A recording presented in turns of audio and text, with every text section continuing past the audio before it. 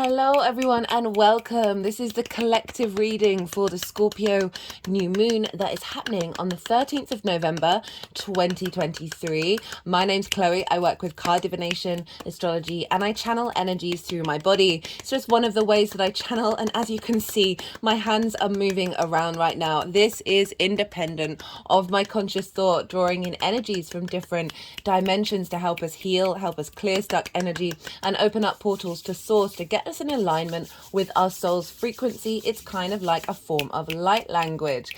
Right, okay. Oh, before I start, there will be an all 12 signs video series for this new moon where I'll break down for each of the signs and pull some cards and get some clearer messages for each of the signs. So check that out when they come out. I've also just done a Saturn direct series. So this is a big shift that we felt from the 4th of November. I've pulled cards for all of the 12 signs for that one as well. If you want to go check that out. Now let's crack on with this Scorpio new moon. This is the first new moon in Scorpio outside of the eclipse cycle that we had over the last 2.5 years. So this is a refresher, this is a rebirth, and it's quite an electric one.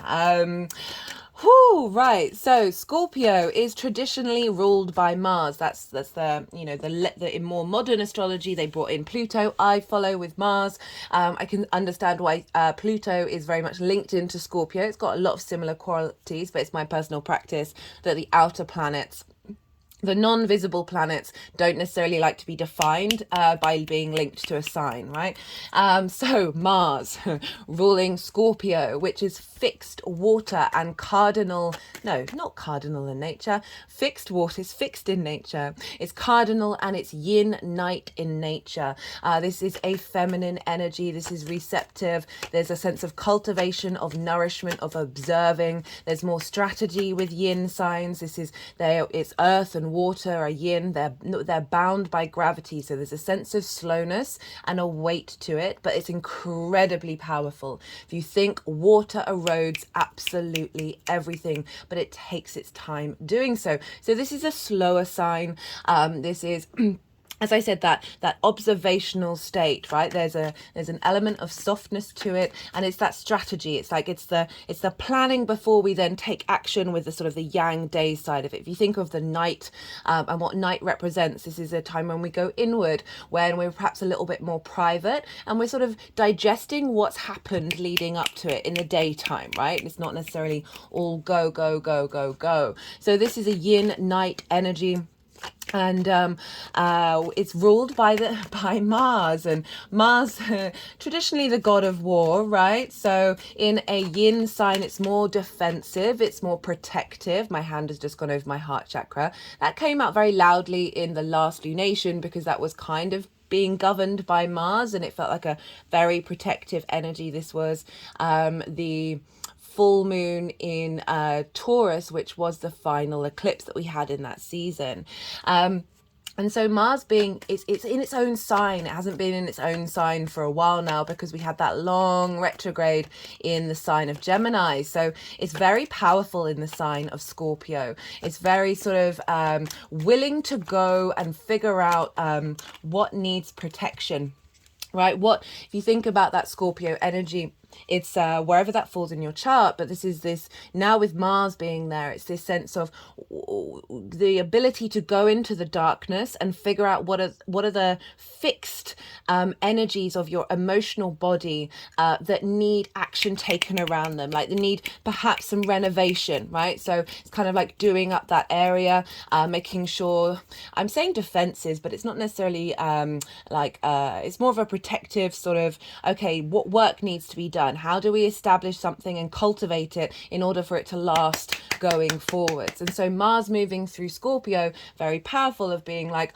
okay, let's get to the depths of going into the darkness, right? Scorpio is very much linked into the changing of the seasons, particularly in the northern hemisphere, where all the leaves are falling down, and they're starting to compost. It's this acknowledgement of the cycles of life, death, and rebirth. This transmutation energy that Mars moving through here is finding the motivation and drive to go into that darkness, and in order to transform it. Right? While I was talking, we pulled the Emperor card. This is Aries, so it's another sign ruled by Mars, and it's a very independent, very confident energy. It's knowing your own sovereignty, knowing your own divinity, and being able to take action from a deep sense of wisdom. And it's sort of falling into the fact that yin energy is very observational. It's able to collect information before then taking action. And the Emperor, is usually an older figure, of that sense of the cycles of time, of the wisdom that grows through that observation of seeing what's happening and what unfolds, and then making decisions based on your previous experience. And so Mars in Scorpio, right? Scorpio is, the tarot for Scorpio is the Death card. And in the Death card, we'll see if it wants to come up, but in the Death card, very funnily, the king is no more. There's a monarch that's on the ground that isn't animated anymore, and it always represents for me the release of an authority over you that doesn't serve you. Okay, and so Mars moving through Scorpio is bringing us motivation and drive to go into that darkness in order to figure out the truth of something. Scorpio is very good at turning over all the stones and getting to the root in order for the light to then be brought up in Sagittarius, right? It's a beautiful transition from Scorpio to Sagittarius. But Scorpio is searching for that light. It's searching for that truth. There's a real desire to uncover secrets, to, as I said, be able to have the confidence to explore that darkness, that fixity of water, right? So those core social energy, those core emotional responses that we collectively have, sort of like the generalizations that we share socially. And obviously there's so much going on in the world right now. Scorpio signs are usually, whenever I've done Scorpio lunations, this is usually when all sort of my politics comes out. We've just got the Empress, which is quite phenomenal.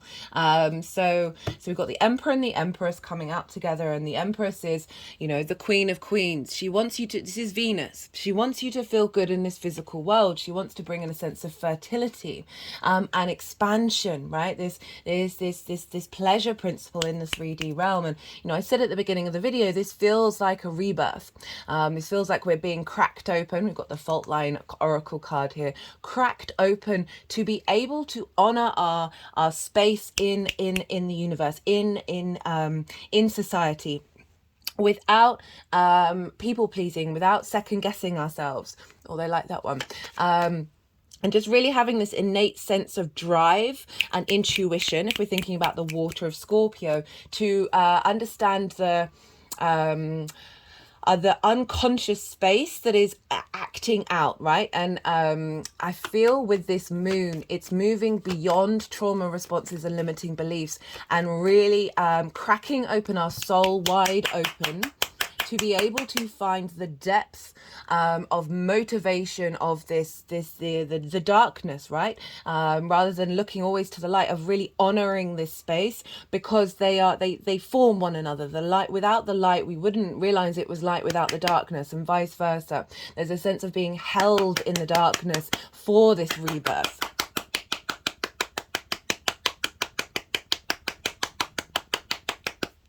So, right, let's let's talk astrology. So the sun and the moon are conjunct one another. This happens with every new moon. New moons are a great time to set intentions, to plant seeds in your unconscious mind, because the sun, the moon is at its darkest, so it's its most receptive. And the sun represents our cognitive mind, our purpose, our vitality, our animation. And so that sort of clarity of vision gets imprinted on our unconscious mind every time we have a new moon, whether you're conscious with your intentions or not, the energetic download of the narrative of how all the planets are talking to each other at the time of the new moon gets seeded into your unconscious mind, and then that starts to unfold in the cycle, right? And this then we start to take action on it, and then it starts to become manifest. And we have mini cycles. So we have the new to the full moon, where we'll get a little boost on the journey, but I work with the 6-month cycles. So we've just come from the full moon that happened in May, and clearing out everything that we've been integrating from that full moon, which was an eclipse. And now this new moon is a refresher of the cycle of wherever you're at, and then we will move to the full moon next year. So it's a 6-month cycle of what this new moon is implementing. And so the sun and the moon are conjunct one another. They are at 20 degrees and 43 minutes of Scorpio. So we've got this new moon in the sign of Scorpio, in this fixed energy. There's an element of the ability to commit to something with fixed energy. It's very good at continuing and keeping going. And so with Scorpio, there can be a great intensity for transformation, the desire for transformation, because it's ruled by Mars, which is our motivation, our drive, our passion, our ability to take action in the world. And that is fueling this new moon of this unlocking of the next level of transformation. Those of you who are regulars, you know I've been talking a lot about the cycles that it got instigated from the Aries hybrid eclipse that was the second new moon in Aries during Aries season. And we get a hybrid eclipse once every 10 years. And for me, that very much felt like a soul cracking, like a soul integration, like our past lives, our future lives, all coming together in this current incarnation that is slowly building and building and building. So more of our actions in this 3D vessel that we're currently incarnated in are more in alignment with that soul's journey. As I was talking about that, we've got the 5 of Pentacles in reverse, which is so that soul integration with each new moon has been building and building and building, and sort of adapting this energy into our physical bodies, into our mental mind, and all of those things, and in all the different auric fields of not feeling alone. And because of that, because there's more integration with past lives, there's more integration with source energy. The 5 of Pentacles upright is about feeling left out in the cold. It's about scarcity, right? And having been in this place for a long time, right? The clothes of these individuals are falling apart. This figure has clearly been through some trouble, and it represents a long period of time of being in this sort of scarcity mindset. And it's coming up in reverse as I was talking about that Aries, which is also ruled by Mars. New moon and that soul integration with each of the new moons of that is a bringing together, is a separation away from that isolation, away from that scarcity of feeling not supported. You know, very interestingly, this is from the Rumi's the Rumi's Gift Oracle deck, and I always pull one for the lunations because it comes up with a poem, and if you can see, the word on here is support, and this card interestingly has wanted to go over this, that there's an element of this new moon cracking open and releasing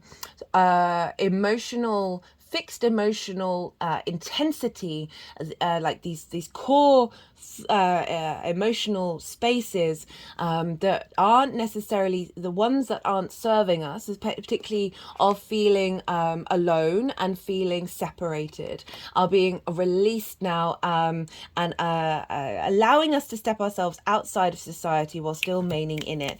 I'll talk more about that more in a little bit, because this is a very, very independent moon. This is a bit of a firecracker, because we've got Uranus involved here as well as Mars, and they are 2 of the most independent planets in our solar system. And so it's really calling for us to release the bonds, release that which has had a hold over us, certain situations, opportunities, relationship dynamics, relationships with yourself in the way that you understand the depths of yourself are being cracked open and liberated, right? There's going to be elements that aren't serving you for your ability to hold on on to that independence of your unique soul, they're falling away. So it's really like bringing in, the universe is bringing in this energy to solidify the transition that we're all going through on a soul level. This discombobulating, confusing ascension energy that can have us seesawing from highs to lows in order to recalibrate this new frequency that's coming in, that is going to go into the depths of you and then unfold, and isn't going to be limited by conventions of society. It's very, very unconventional energy that's showing up for this this new moon. And so Mars is basically conjunct this new moon. So Mars is at 22 degrees, so it's just it's just under 2 degrees away from this new moon. And so it's really infusing this desire to continue, to keep going. Mars is very good in Scorpio to get the job done, to put in that commitment, to enjoy the intensity and be able to relish in it, and find the motivation to observe and strategize. It's sort of longer term planning. So they're just, one hand is just sort of patting over the heart chakra, and then over the heart itself, and back to the heart chakra, and up to the throat. So this sense of communicating through your heart, and even though, you know, Venus isn't so heavily involved, she is part of this lunation. She's now in the sign of Libra, and being able to find balance in the way that we express love. Okay, but let me continue with Mars and this new moon. Is a very strong commitment and desire to transform, right? Mars is very transformational, as is Scorpio. Mars is incredibly independent. It wants a job to do. It wants to go its own way. It wants to be free in order to take action.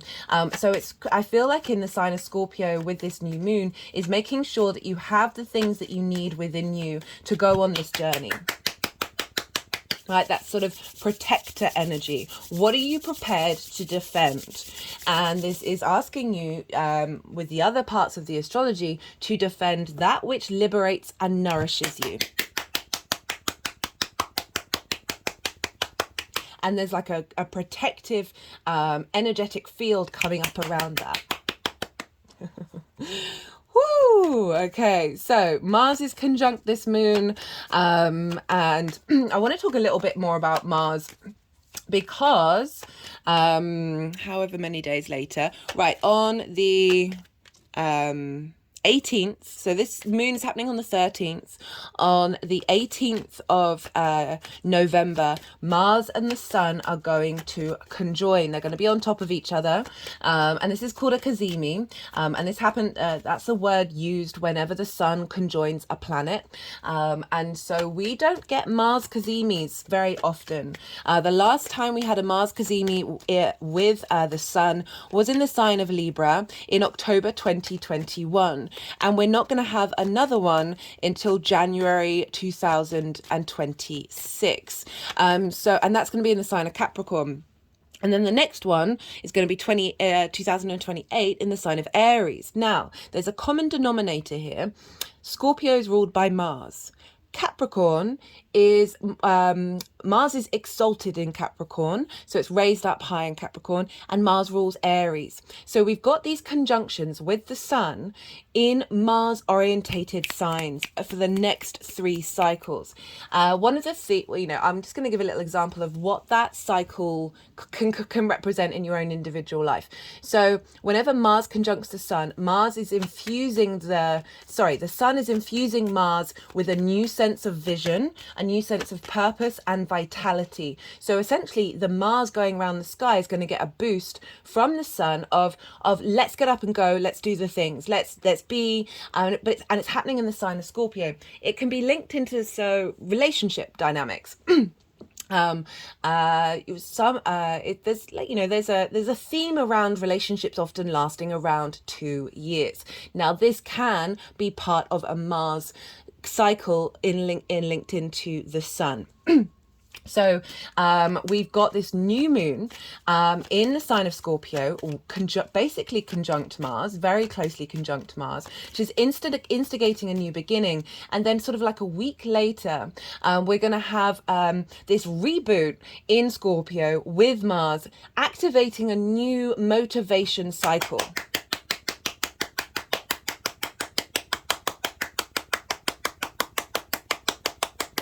And Scorpio energy is very questioning it. As I said, it goes into the dark, it turns over stones, it doesn't take things as read, right? There's a lot of intensity and the ability just to face the truth a little bit easier. With Scorpio. There is the phrase, just because you're paranoid doesn't mean they're not out to get you, which I always kind of link into Scorpio. Because Scorpio energy can get very paranoid because it's spending that time in the darkness. And then when you start being in a certain, it's like with any vibrational frequency, when you spend a lot of time in it, then you start seeing it absolutely everywhere. Don't get me wrong, I am of the mind, and I've certainly gone down my own rabbit holes. I tend to follow more alternative media. I don't do it so much. I got very engrossed in geopolitics for a while.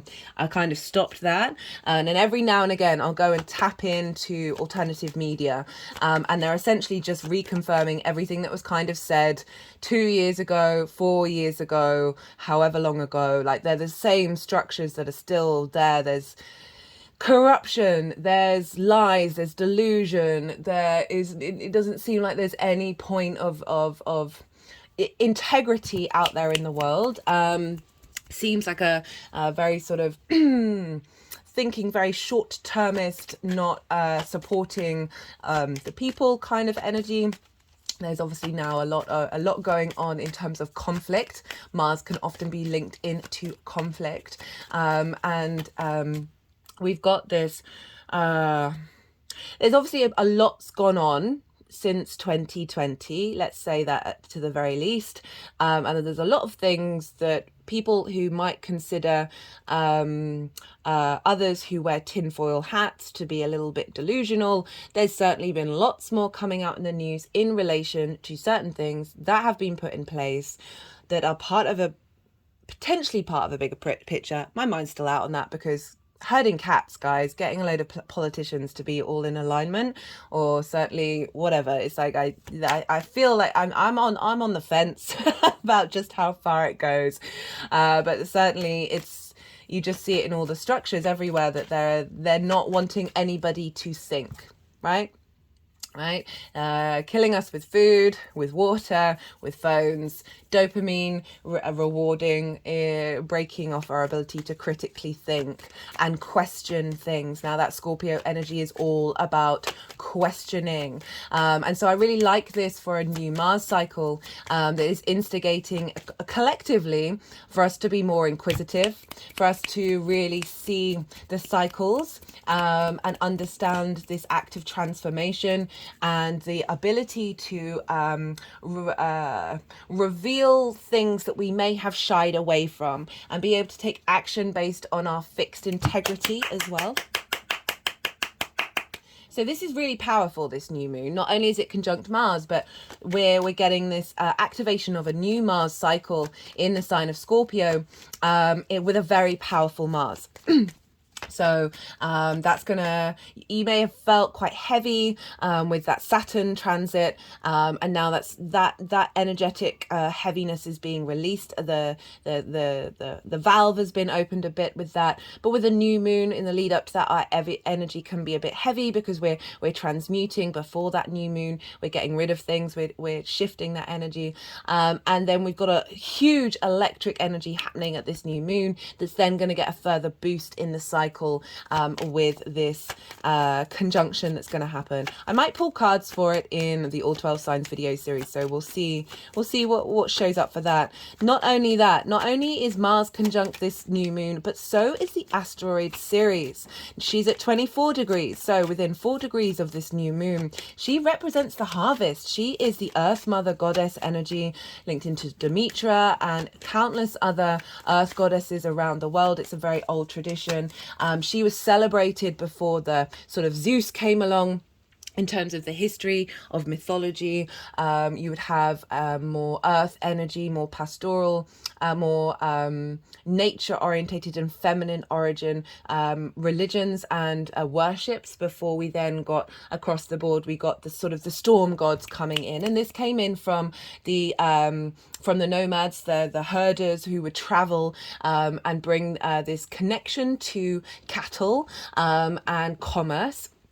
And movement and patriarchy in ways that hadn't been as prevalent. So, shift and change of cycles. But Ceres, she represents the harvest. She represents abundance. Where do we give nourishment? And I really like this combination of Ceres and Mars. Of us finding the motivation and drive to go into the depths of our souls and uncover that which nourishes us from a very profound place, right? How are we supporting our journey, this new moon, this new embodiment of our soul, this intensity of transformation of our physical body and our souls, our emotional responses? Oh, my whole body's shaking as I say that.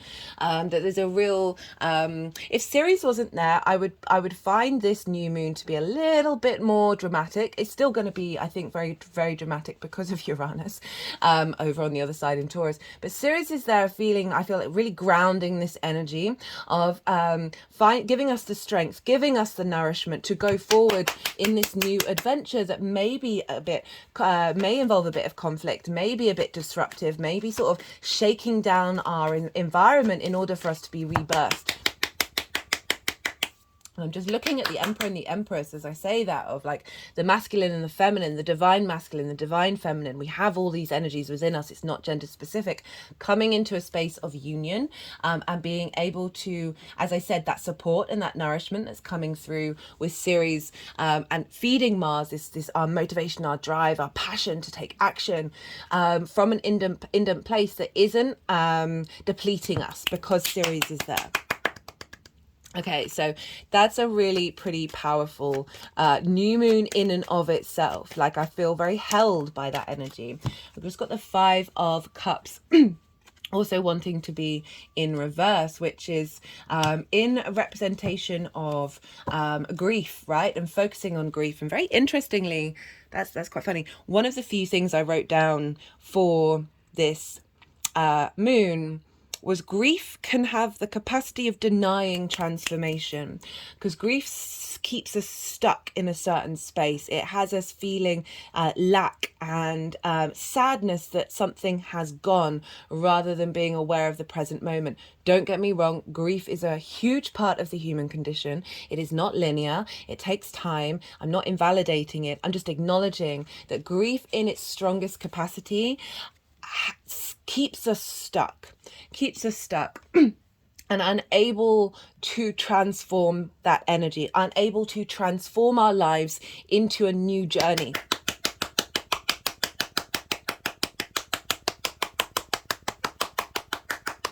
And it's coming in reverse, so it feels like a letting go of it, and it's wanting to go over the Ocean card. So as I was looking at the astrology while I was shuffling, I was about to then talk about Neptune, and so Neptune's in the sign of Pisces, with and making an aspect to this moon. Neptune's at 25 degrees of Pisces, and Pisces is linked into the ocean, and so this is making a trine. A trine is an aspect of Jupiter.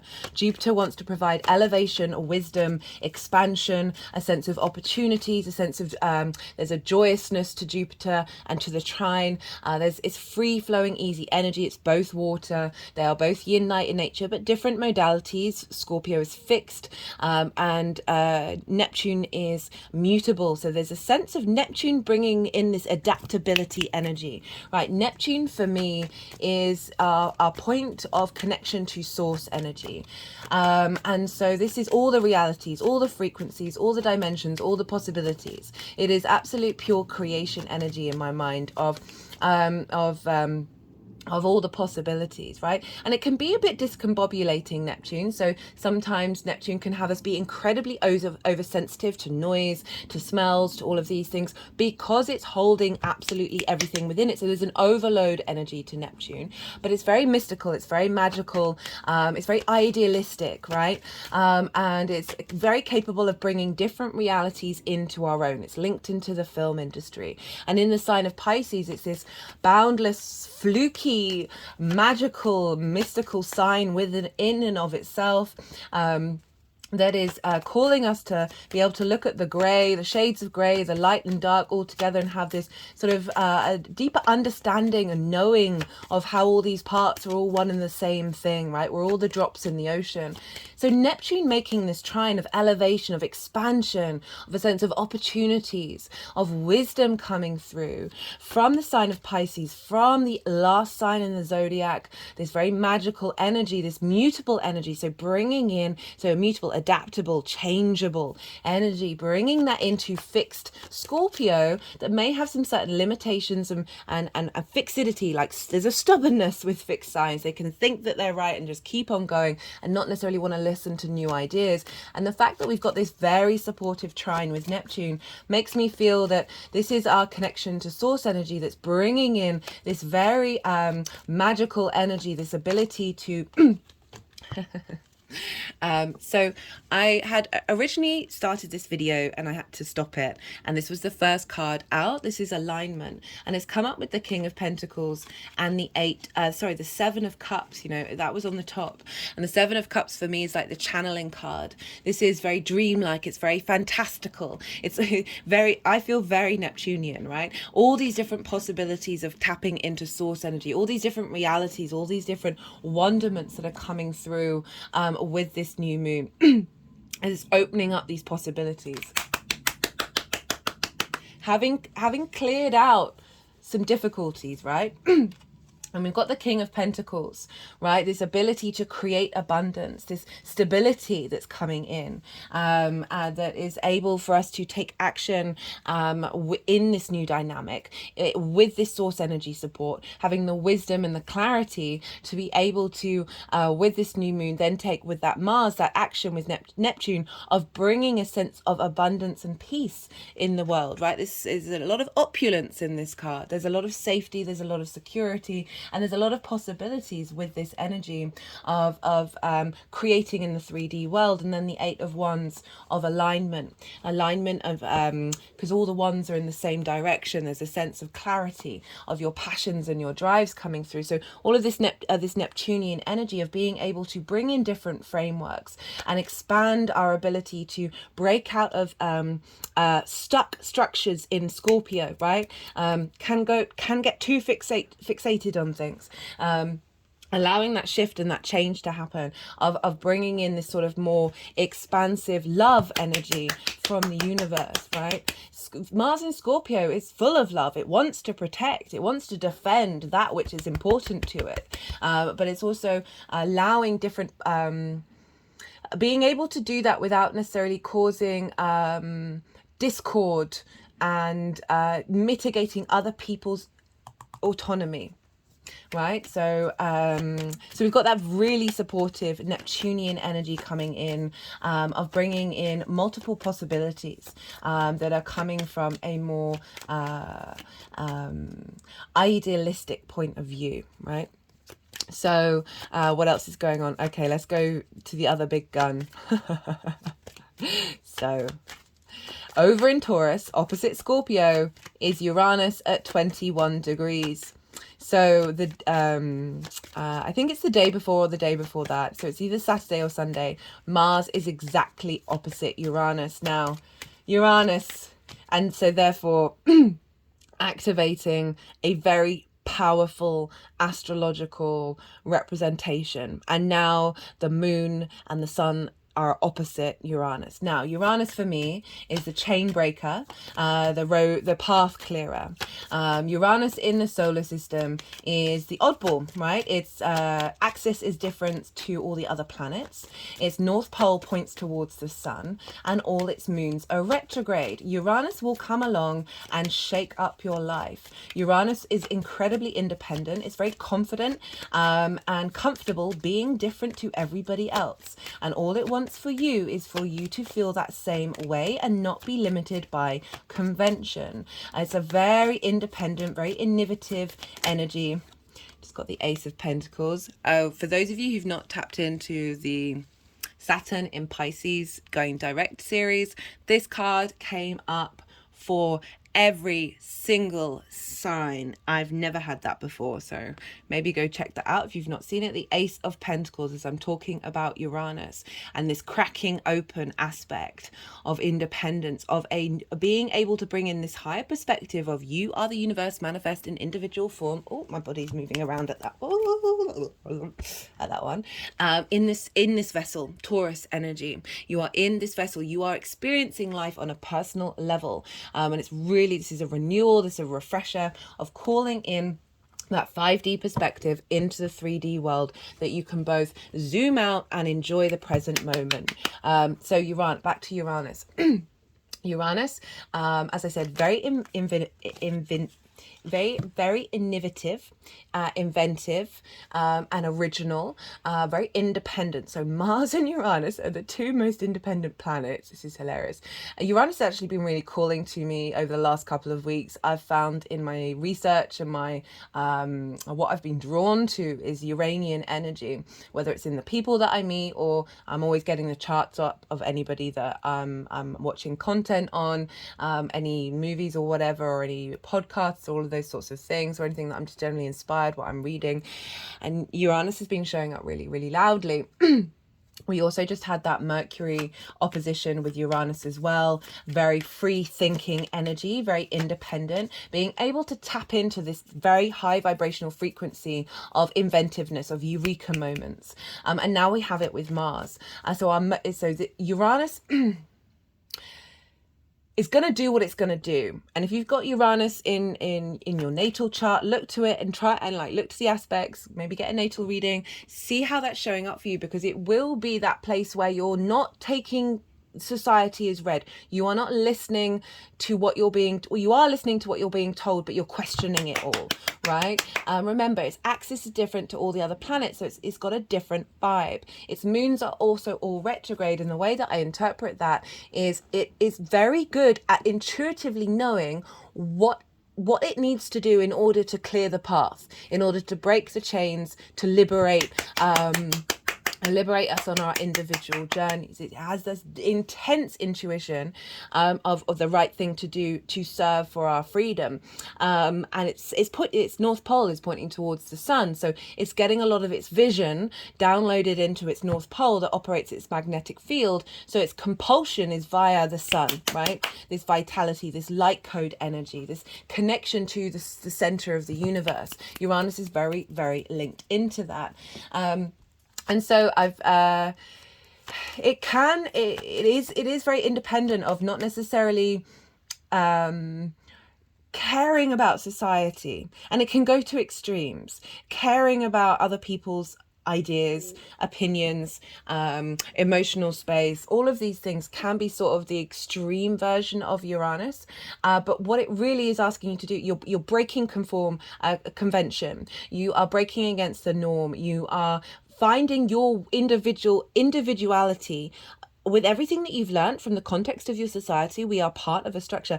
Finding a way, Uranus will help you find a way of breaking and getting that individuality expression of that soul's experience. The universe created us. The source energy created the universe in order to experience itself in multiple possible ways. That is part of the pleasure of the universe, and the more that we're in alignment, and part of the pleasure of ourselves, and the more we're in alignment with that, the more the synchronicities start getting louder and all of that, right? We're in co-creation with the matrix. That Uranus is, if you want to look to try and break out of the fear matrix, you want to look to Uranus. Oh, okay. So this feels, interesting. Sorry, I'm making noises because my body, you can't see what's going on, but my body's making very strange, unusual movements, which is sort of like this the cracking out energy. So Uranus with Mars. Mars is super independent. Uranus is super independent. So we've got this sort of electricity, this kind of genius energy feeding into this new moon. And Mars, our motivations, our drives. How are we then going to embody it in our actions, right? This is what's being downloaded at the time. There's I looked up some charts around the Mars Uranus opposition, and I found one with Mars in Scorpio and with Uranus in Taurus. And this is Frank Zappa. This is a music artist prevalent in the 60s and was just a phenomenon, right? Self-taught, could do classical music, jazz, pop, rock, all of it. He could do all of it. He was so eclectic in his style, very sort of breaking conventions, very non-conformist, he's considered one of the most innovative, inventive and stylistically diverse artists of his generation. He's iconoclastic. Essentially, that means sort of breaking icons, breaking that structures in society that we're in reverence to. He was very critical of education systems, of political systems. He didn't take substances, surprisingly, for the 60s, but he was very much pro-reform. He incredibly independent person, an independent figure. If you think about that, he was very prolific in lots of areas. He was taking action and doing lots of different things. Knew lots of different music styles, like, you know, he played a lot of guitar and bass and all of that sort of thing. So if you think about that energy, right, very confident and comfortable being his unique self, and then creating with it, the breaking structures, breaking cycles. Uranus for me is about breaking structure, breaking the cycles that we're in, right? I personally find that, like, what makes my soul happy is not contributing to past broken cycles, and helping transform that energy into new ones, right? In Scorpio, transformative cycle of life, death and rebirth. And then we have this radical, independent, maverick, genius type energy opposite this, fueling into Mars just before Mars then gets a reboot. Brilliant, of our ability to be confident, be comfortable doing you and taking action on that. And again, I bring in series of this nourishment, of this sense of this qualitative energy of not being depleted, of having a harvest at the beginning of this new moon, that we have the resources within us in order to make this leap, in order to crack open any fixed energy, Taurus, Scorpio, both fixed energy, any fixed energy that has been lingering, that is a remnant of past cycles, and opening up into new dimensions.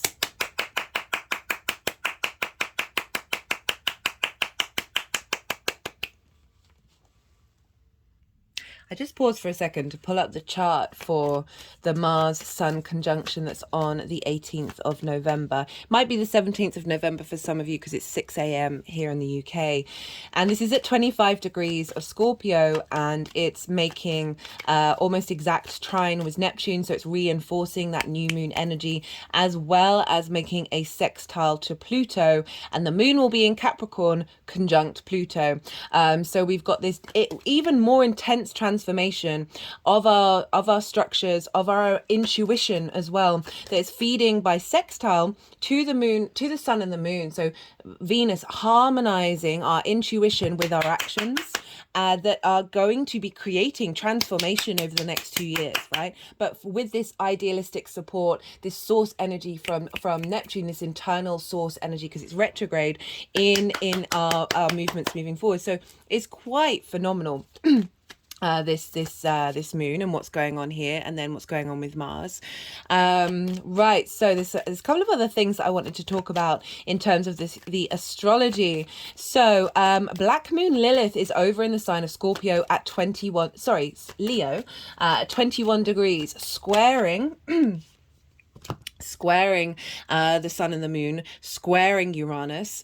Again, fixed energy. Lilith is about leaving behind hypocrisy, leaving behind hierarchical structures that don't serve, right? So there can be hierarchical structures that make sense, and that's fine, but ones that are like absolutely pointless, and moving away from hypocrisy and feeling confident being independent and living your own life. So as I said, even though we've got Mars and Uranus very independent, we've also got Lilith involved, and so as I was talking about this, we've got the Six of we've got the Six of Swords, and this is very protected energy, and this is leaving behind choppy waters and transitioning. We're transitioning into a space of inner calm, right? That confidence, remember, of being yourself without necessarily getting disrupted by the waves. And this figure is taking the Six of Swords with them, and this represents those things that are tried and tested, those truths that you find in the darkness, that are tried and tested, that you can't take too much with you into the new frequency, but what you are taking are the foundational space for you to then launch into the new possibilities. Right, so again, that sort of it's making me think of the mythology of Lilith, right? She wanted there to be this is just one of the mythologies around Lilith. She wanted the relationship with Adam, she wanted it to be equal in the bedroom, right? And Adam said no. And she was like, why? And Adam was like, well, it just is what it is. So Lilith is always open to having a conversation and wanting to be treated with respect, and dignity and integrity, and we'll try and facilitate that. But if you're hitting a brick wall, now's the time to leave, right? So she just packs her bags and leaves. So this is a transition journey. So it's a leaving behind any of those hierarchical structures, any of the hypocrisy that you may have. We all have it in our fixed emotional core that is related to social engagements. It's a social energy. That then is reflected in our own personal experience. So we have this by aspect of a square, which a square is an aspect of Mars, right? So we're adding even more martial energy in, and it can bring up about conflict, drama, and frustration, winning at all costs. But the other side of Mars and the other side of the square is friction. Without friction, atoms wouldn't rub up against one another and create time and space. It's a very powerful manifestation energy. Even though it does require a little bit more hard work, it is about forging things in the fire in order to create something that's going to last in the long term. So we've got this energy of Lilith and Uranus. We had this a fair amount with the Venus cycle as well, and that I think it was the Leo new moon that involved Lilith quite powerfully, as well as this Aquarius full moon, of really we're facilitating this rebirth that is in alignment with the manifestation energy of this new moon, of helping us establish and clear out those structures as we move forward, whether that's internally or externally, and giving us the strength and the nourishment with Ceres to be able to do so. And Lilith, again, confident, is prepared to transition, to move on from situations, to let that energy do what it needs to do, and not have a hold over you.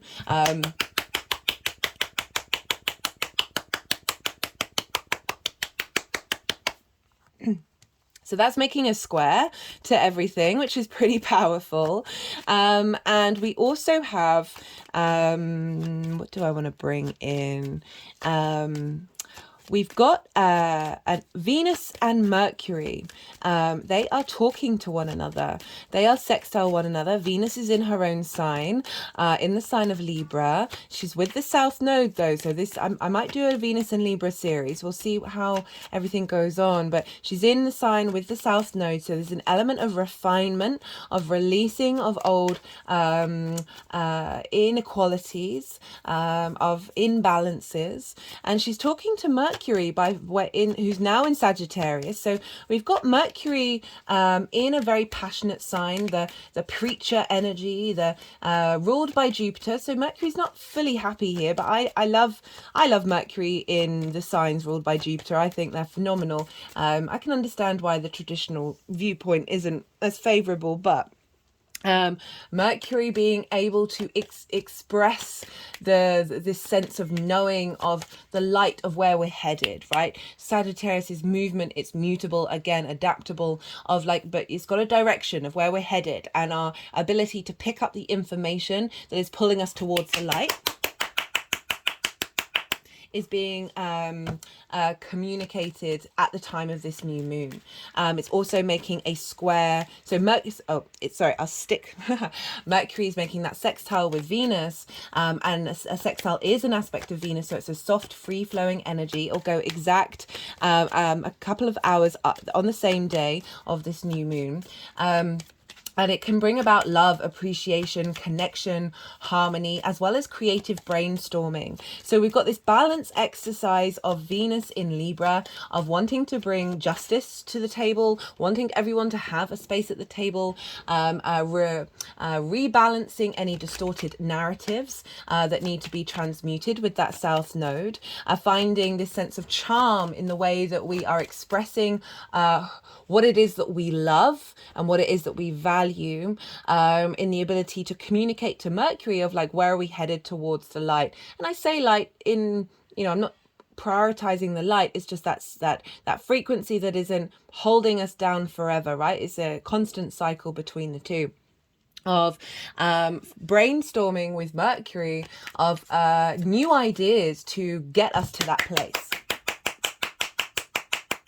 of where there is more justice in our internal space. There is more diplomacy that is facilitating your needs as well as the collective's needs, right?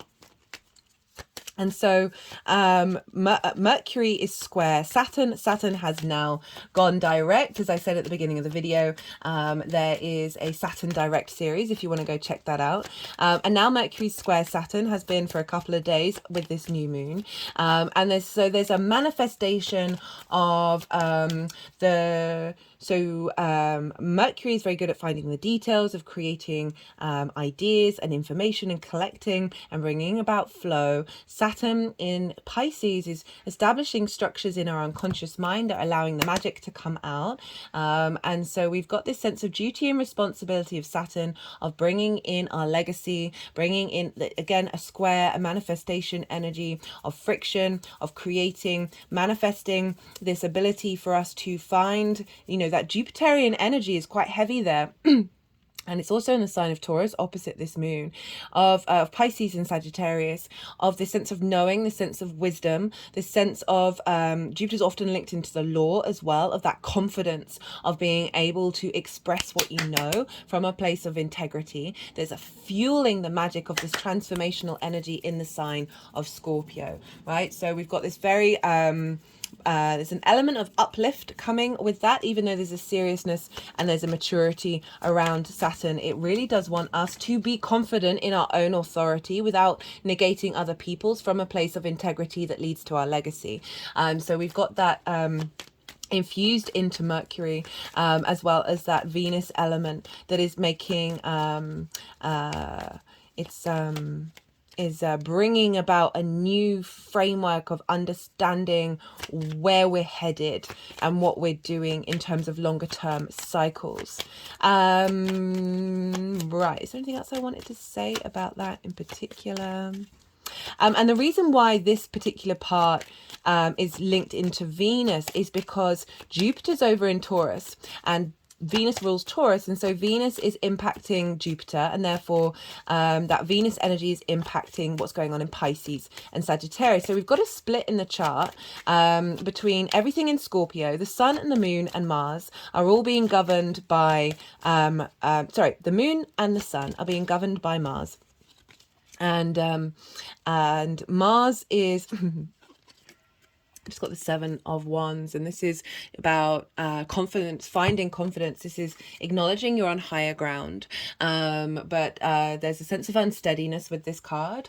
You have something of value, you have something to offer, we all do, but we can feel so unsteady, we can feel like we're on the defensive quite a lot, and this card is always calling to hold true to yourself and look inward to this scarcity and worry and unsteadiness, and giving yourself the confidence to be able to keep doing what it is that is intrinsically within you, that is brings you joy, brings you love, brings you value, and try and not focus on what other people are doing, right? This is about what you are doing and who you are. Again, that very independent energy that I'm talking about when I'm talking about Mars, because Mars is governing the sun and the moon, and therefore the signs of Leo and Cancer are being governed by the moon, but governed by Mars.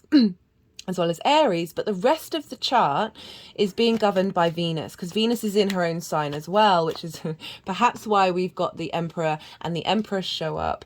And so she's governing Taurus and therefore Uranus. So this very strong Uranian energy is actually being governed by Venus. So it's bringing about sort of more ease and more flow and a rebalancing, as well as Jupiter. And therefore Jupiter is impacting and therefore Venus, Neptune, which is making a big part of this, Saturn and Mercury. So we've actually got this, even though the moon is definitely being governed by Mars, we've got a lot of the other planets that are influencing this moon being governed by Venus. And so we've got this good alignment of these two energies together. So even though it can be very sort of disruptive, because Uranus can sort of shake things up, so there may be some big shifts and changes around this new moon that are clearing away old structures to help bring in this new dimension. And but because Venus is playing a role here with that south node, is like refinement. There's a deeper refinement of what of this soul energy that's coming through. Ooh, okay, just had a bit of a shake at that one. The final asteroid that I wanted to talk about, and then the final sort of aspect was Vesta. So Vesta is the sacred flame, and she's in the sign of Cancer at 7 degrees, so she's making a square to Venus and a trine to Saturn, and this is our ability to hold. So Vesta is about the domestic internal flame that we have within us. She's also very much linked into the truth and this sense of duty, routine and devotion. Devotion is a very strong word around Vesta, to truths, to contracts, right? And this is because the Vestal Virgin Temple would hold contracts in there that no one could go and touch, and so it was like your oath. You're bound by something. And Vesta is in retrograde, so I feel like a lot of contracts are being released. That's bringing in new contracts, especially with that square with Venus, of clearing out the clutter, of clearing out the social constructs that are no longer serving us, and opening up an emotional connection to our intuition, with the Vesta being in the sign of Cancer, of this feeling of safety, of new contracts coming in where we're feeling confident and comfortable in this new framework, even though it can be disruptive and it can be sort of shaking us up a little bit. And what all of this is doing with the, so this is forming with the sun and the moon opposite Uranus, sun, moon, Mars series opposite Uranus, with the square to Lilith. That forms a T square. And so it's a very sort of powerful manifestation energy. And then Venus to Lilith, no, sorry, this Mars, Sun, Moon to Venus, Venus to Lilith, Lilith to Vesta, Vesta to Uranus, are causing what's called these semi-squares all around this framework of the of the T square, and it's forming what's called a cradle. So these semi-squares are sort of in between a sextile and a square. There's about harmony and there's a desire for change, right? So it's coming from harmony and seeking a desire for change. So this is forming a cradle. And when we get cradles, this is a rebirth, right? Because we are the baby being born in the cradle, being supported and nourished in the womb, to be then born out of it. So it's a pretty poignant astrological. It's a bit more complicated, and I usually wouldn't go into that unless it's very, very prominent. But it's a particularly irrelevant is sorry did I say irrelevant relevant aspect to what's going on, because we are not only having the rebirth of Mars, but we're having the rebirth the rebirth of the Scorpio energy, having gone through all those eclipses, and so really opening up space for releasing of deep-rooted traumas around sort of social wounds that we may have faced collectively. And I'm just thinking about that new moon that I did last year, where I talked a lot about the physical assaults to the masculine and the feminine that have gone through for generations and generations and thousands of years, and they manifest in different ways, one through war and one through sort of reproductive areas. I'm just trying to keep it clean in terms of women, and of course this is, you know, it intermingles it, but they're very prominent energies that can have an impact on us on an individual level. Okay, they're wanting to pick up this card, so it's making me think of that perhaps limited our ability to hope and dream. And, you know, it's very prevalent right now, and we can get quite stuck in it and kind of wonder, how do we break out of these cycles? Well, this new moon feels it is calling to radically transform conformity or like stagnant structures that are within us. And with that lovely aspect to Neptune, I really do feel like that is allowing this sort of the universal love energy to come through. Like I always talk about Neptune in Pisces because of the film industry, and I looked up what were the most biggest blockbusters during its time in Neptune, and it's all the Marvel movies. And if you think about the Marvel movies, these are individuals from different realities, different dimensions, different whatever, and they've all got certain skills and qualities, whether it's magical powers or resources that are bringing in, they're all coming together in order to save the world. We just got the Hierophant card as I was talking about that. There's a real sense of be your own guru. There's a sense of commitment. This is Taurus energy, so this is where Uranus is, of a radical understanding of what wisdom is and how we find information and how we engage in it and how we act on it, right? A breaking out of conformity in order to liberate the individual from away from scarcity and limitation mode and fear mode, right? There's this sense of the energy of Uranus being able to instill this real confidence of knowing thyself. And breaking out of the sort of the fear around the Seven of Wands of like, am I good enough? Do I second guess everything?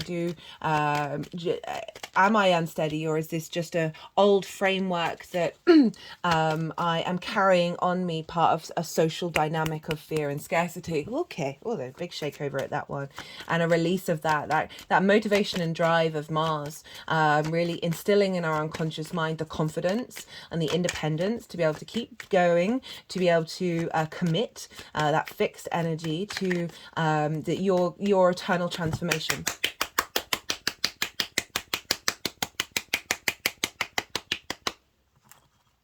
Okay, let's see what final message wants to come out from the tarot. What time is it?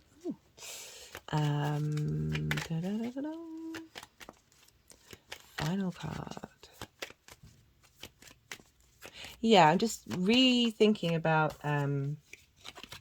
got collaboration. I kind of want one more card. This is mastery as well, right? So this figure is mastered whatever it is, whatever skill, sense of self, and by doing so, their vibrational frequency draws towards them other energies, other skills within you, and in order to create something beautiful and long lasting. So it's really making me think of that yin energy of commitment, of observing, of strategy, in order to create something that's going to last the test of time, as well as Venus coming in as something that's beautiful, right? And not denying that part of the experience, of our engagement in the world, right? And making sure that we're finding pleasure in this. And that's what Uranus over in Taurus can help us do, is liberate our pleasure principle that isn't bound by social conformity, isn't bound by fear, isn't bound by limitations, isn't bound by shame.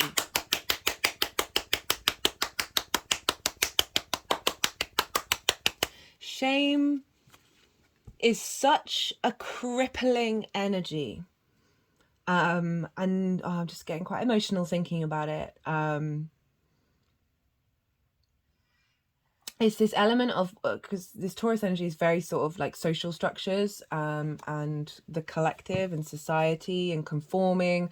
You think about certain religious energies throughout time, that if you weren't doing a certain thing and you sort of shunned from the social dynamic, you became outcasts. Even if you're just doing what you need to do. Most witches that were killed were in fact just herbalists, basically, who are going against convention, and yeah, it's just heartbreaking. And we're going back to shame, that shame of being different, that shame of not like this pious energy, right, of breaking out of that where it doesn't work, where it isn't relevant, right? You think about that Lilith energy of hypocrisy. You think about all of the hypocrisy that comes out when you have all these, I'm getting me anger on. I've got so much rage within me. I try and keep it away from this channel, but it does always seem to come out in Scorpio. There was in the news recently, there was some American politician who's been really anti-transgender and all of this stuff. Turns out dresses up in women's clothing, and like, I read it and I was like, oh, I'm not surprised, because it's a tale as old as time. It's a tale as old as time, and it comes from shame. It comes from shame, and I always try and never hate the individual. It's all about the collective energy, right? It's all about the social energy, these social dynamics that we've come through, and that we've okay, we've got the Two of Pentacles. This is about moving away from survival mode, from kind of like juggling. There's movement, but there isn't momentum with this card. There's finding the ability to understand what you need to drop in order to move forward. And shame. Oh god, if you haven't watched what's it, Big Mouth, that's I think that's a great series, especially if kids are watching it, because it really does help give depth and also humor to a lot of these emotional feelings that we have. And what I was saying about shame is that can come up in any area of your life, and then we can tend to shut down, and then through fear of that being isolated, we then project our shame onto everybody else. And it's such an ugly energy, and it comes from fear. I feel like it's one of the most powerful offshoots of fear.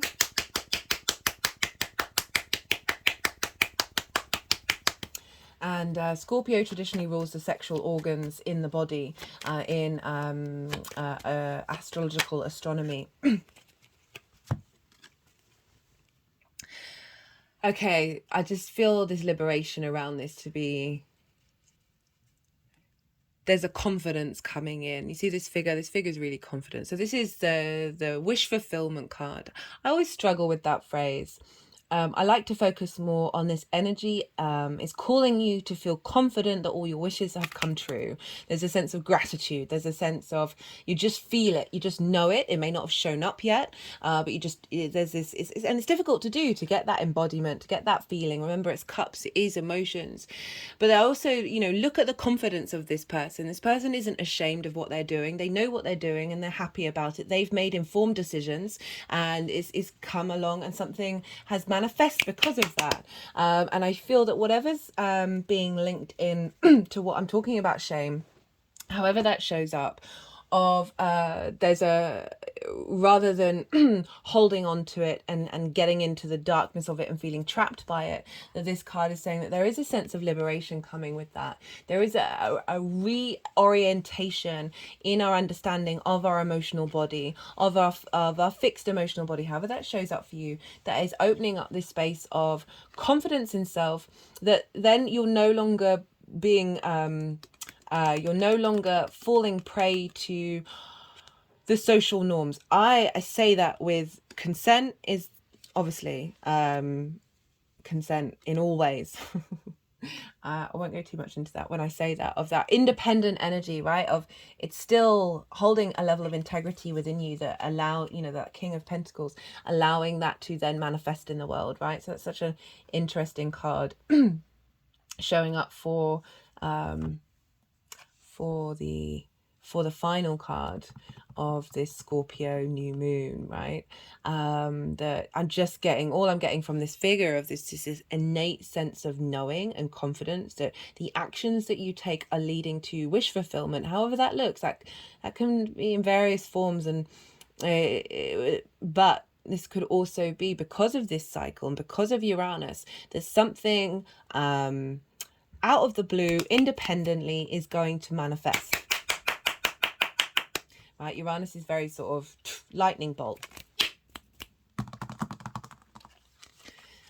Okay, it's wanting to go with this alignment energy, which I really like. So an alignment of your passions, of your drives, of your creativity, of your ambition, of your this is very much entrepreneurial energy, right? And with that alignment, there's a sense of confidence, or that there's an event that's going to happen that perhaps the new moon itself, that is this new moon of planting a seed of this energy that is bringing about a sense of alignment, that is helping you move away from any fear around what it is, who you are, and what it is that you're doing. You know, obviously this is you know, remember Saturn's all about integrity. You've got to put in the hard work to figure out what that means to you, but you're definitely being supported by this new moon of building on whatever it is that you've been doing. Okay, right, I'm just going to pull some clarifiers. So this is from the First Light Tarot. This is the Wheel of Fortune. Fate, change, fortune. Fate is on the way up, even if it might not feel like it. That there is a shift of energy that's bringing about new situations that are in alignment with this liberation. Let me just do one more clarifier. So here in the UK, we have Armistice Day, a couple of days before this new moon, but it's on the day that Mars is exactly opposite Uranus. And there has been the go-ahead of some protests around what's going on in the Middle East in terms of a ceasefire. And so we've got this very electrically charged, independent march, right, of wanting to break against war frameworks.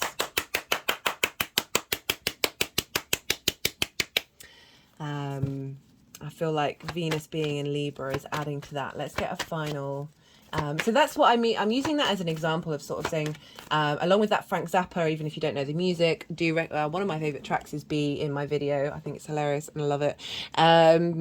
That there is a breaking of structures that don't make sense, a desire to think independently and outside of convention that actually brings in new ideas and new, because Uranus is sort of very much a higher energy, higher mind, outside. It's one of the outer planets. It's connected more to the galactic energy of bringing in new perspectives that are helping here to shake up foundational structures around our core emotional responses, right? Fear, revenge, jealousy, possessiveness, paranoia, like really getting into the root of a lot of the darkness that's in Scorpio. Hate, anger, pain, grief, fear of death, right? All of these things can be really valuable. Who was it that I was looking into? Simon Anstall is a comedian, and I rewatched his special that came out a couple of years ago. last night, and he doesn't have the sun or the moon or Mars in Scorpio, but he has, what was it? Oh, I think it's Uranus conjunct Uranus conjunct his Mercury. Where is it? Let me just get the chart up. Yeah, he has his Mercury at 20 degrees and his Uranus at 22 degrees. He's been very, he's a well-known figure in the UK, especially for my generation, because he was on programs like Pop World. And he was just very cutting. Mercury Scorpio can be very cutting, very brutal, very honest, right? I love Scorpio energy. I've got a lot of Scorpio people in my life, and I love how they're up front. Like my framework, I can often soften things and not necessarily want to be like brutally honest about what I can see very clearly. I'm learning to move through that. The ability to just be like, this is just real, and even if it's sharp and brutal, it's still a very powerful energy. And he has that conjunct Uranus, so that's really sort of highlighting this martial energy, this independent energies. I really recommend checking out a special. He talked a lot about liberation away from resentment and away from pain, and finding more love in his life. So I just thought it was very apt in regard to what's showing up. And also another figure, I've got the self-love card, by the way, that's come up from the Numerology deck, is Bjork, and she has her Neptune at 20 degrees of Scorpio. So these are all different aspects of what this new moon represents, and again, incredibly independent energy. I think it's Playing Dead, or it's one of my favorite tracks of hers. It's a very big energy. It's really giving you the space to feel all the feelings, feel all those intense, difficult feelings, and then liberate yourself of them. I love that we've got self-love showing up, because that is adding what I was talking about, the Mars and the Venusian energy of the self, the very independent energy, and then the love coming through with Venus. Sorry, I've just all of a sudden my throat's got very tickly. There's part of me that wants to pull more cards. I just cut the deck and got individuality. So it's just really sort of reconfirming what I've said. That this moon is pretty special, and yeah, I'm gonna leave it at that, guys. I hope you enjoyed this reading. I certainly did.